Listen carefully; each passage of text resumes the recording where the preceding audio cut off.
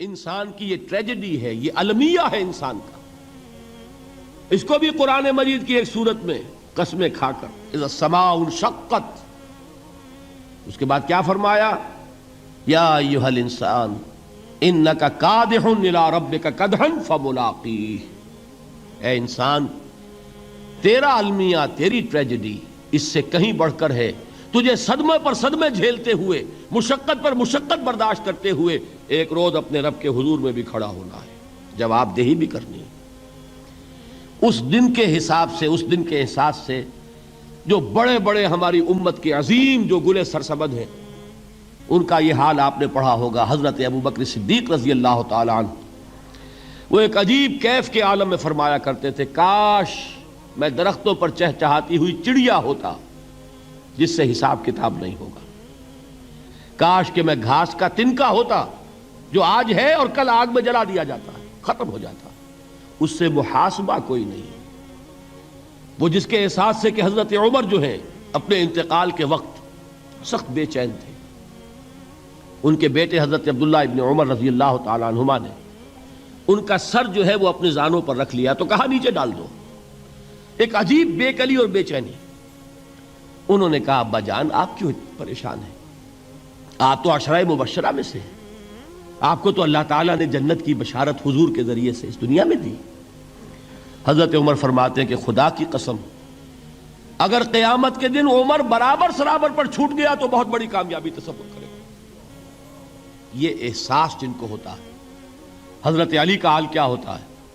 ابھی جو آپ نے حافظ صاحب سے سنا، یہ حضرت علی کا معاملہ ہے کہ ایک تیر پیوست ہو گیا تھا، کسی طرح نکل نہیں رہا تھا.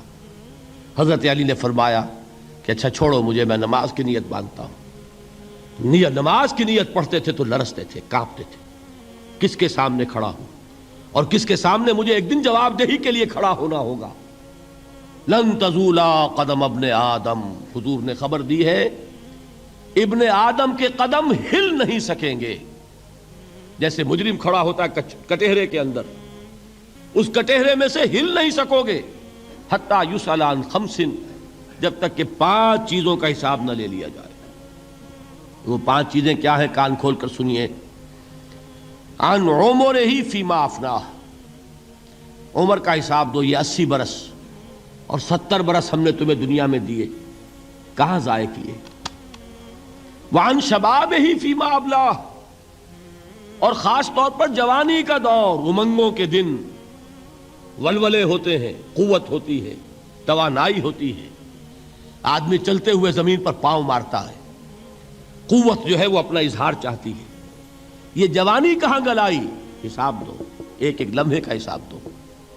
وہاں مالہ من این اکتسبہ وفیما انفقہ، ایک ایک پائی کا حساب دو. مال کا کہاں سے کمایا تھا، حلال سے کہ حرام سے، اور کہاں خرچ کیا تھا، گل چھروں میں، عیاشیوں میں، یا نیکی کے کاموں میں، ادائے حقوق میں، اللہ کے دین کے لیے.